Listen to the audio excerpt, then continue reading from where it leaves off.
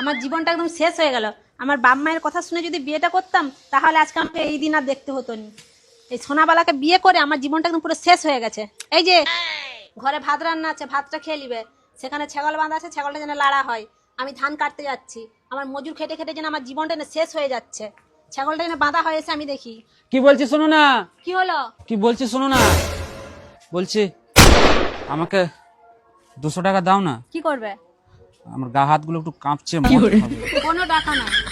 ওরে শালা, আমি যখন বাইরে থাকতাম তুমি যখন বলতে আমি তখনই তোমাকে টাকা পাঠাতাম, আর এখন আমি ঘরে বসে আছি বলে তুমি কাজ করছো বলে আমাকে টাকা দেওয়ার মতো তোমার কাছে টাকা নাই। তুমি কি আমাকে মদ খাওয়ার জন্য টাকা পাঠাতে? তুমি তো সংসার খরচের জন্য টাকা পাঠাতে, শাড়ি সায়া ব্লাউজ এগুলো কেনার জন্য টাকা পাঠাতে। তুমিও বলো তোমার কি লাগবে, জামা প্যান্ট জাঙ্গিয়া কি লাগবে বলো, ওইসব কেনার জন্য টাকা দেবো, কিন্তু মদ খাওয়ার জন্য আমি টাকা দিতে পারবো না।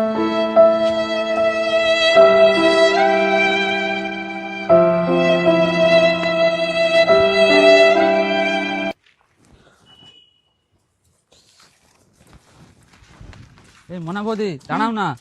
এই কি ঠাকুরপো, তোমার তো হাত কাঁপছে কেন? ও মদ না খেলে মাঝে মাঝে হাত কাঁপে এরকম আমার। বলছে মনা বৌদি কিছু টাকা দাও না। আর কি বলবো বলো তো ঠাকুরপো, আমার পর আমাকেই টাকা দেয় না, তোমাকে কি দিব বলো তো? ও শালা, তুমি শুধু আমার কাছেই ঝাড়তে জানো আর দিতে জানো না কিছু। এমন করে বলছো কেন ঠাকুরপো? তোমাকে আমি কি দেইনি? আমার তো সবকিছুই তোমাকে দিয়ে দিয়েছি। আরে মোনা বৌদি, ওগুলো সব দিয়েছো সে তো আমিও জানি। আমি কি বলছি শোনো না, আমার এখন টাকা লাগবে। টাকা কি আছে? ঠিক আছে, আমি বাড়ি গিয়ে দেখে তোমাকে বলছি। ঠিক আছে, তাড়াতাড়ি বলবে। হ্যাঁ ঠিক আছে।